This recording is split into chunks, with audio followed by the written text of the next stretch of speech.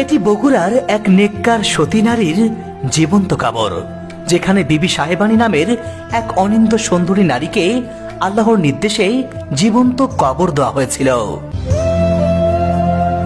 ওখান থেকে দৌড়ে আসে এখানে বসেছে, আল্লাহর রহমতে মাটি ফাটিয়ে ডেবে গেছে। এই 3 লোকের এক গিরে করে বাইরে হয়েছিল যে আমাদের জগতে এই বয়সে এত সুন্দরী নারী আমরা কোনদিন দেখিনি।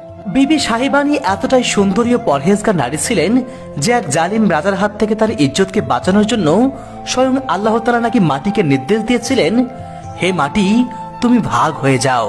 আল্লাহর নির্দেশে মাটি 2 ভাগে বিভক্ত হয়ে গেলে বিবি সাহেবানী সেই মাটির ভিতরে আশ্রয় নেন। এরপর আল্লাহর হুকুমে মাটি আবারও জোড়া লেগে যায়, ফলে প্রাণ থাকা অবস্থাতেই জীবন্ত দাফন হয়েছিল সেই নেককার নারীটি। তখন এখানে আসছে, আসার পর মাটি 2 দিকে সরে গেছে, ও ভিতরে ঢুকে গেছে, যাওয়ার পরে মাটির আবলে অটোমেটিক বন্ধ হয়ে গেছে। একটা মহিলা মানুষ নেককার পরহেজগার ছিল, এখানে আসা বাচ্চা ছেলেরা বলে ধাওয়া করেছিল অকর্ম করার জন্য।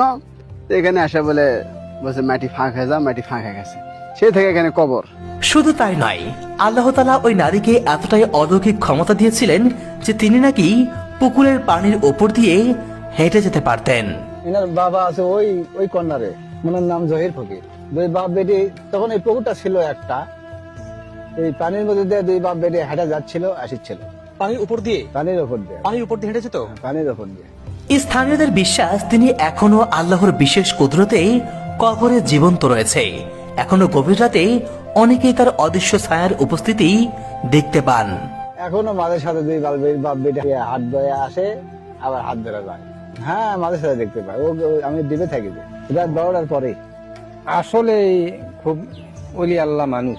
তার মানে এখানে প্রচলিত যে ঘটনাটা, এটা কি সত্য ঘটনা? হ্যাঁ, সত্য। বিবি সাহেবানীর এই জীবন্ত কবরকে ঘিরে এখানে প্রতিনিয়তই ঘটে নানা অলৌকিক ঘটনা, যার জলজ্জন্ত সাক্ষী এলাকাবাসী অনেকেই। এখানে এই গাছে ছিল আগুনের ডুমা আসতো, জিন বা থাকতো কি যেন আগুনের ডুমা আসতো, রাতে যায় আবার আসে, এই গাছে থাকতো আগে। আর সাপ আছে, বিশাল একটা সাপ আছে, এটা দেখা যায় কিন্তু চলে যায়, কিন্তু আমাদের কোনো ক্ষতিকর নাই। স্থানীয় লোকের বা যারা আসলেও আশ্রয় নিতে আসছে তাদের ক্ষতি করে না। এই গাছের খড়ি ঢাল কেউ জুলিয়ে যা পড়ে, তাই পাগলা হবে না, জিন ধরবে, এটা কিছু হবি।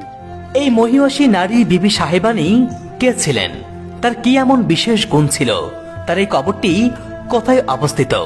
আর এই জীবন্ত কবরের পেছনের রহস্যটাই বাকি।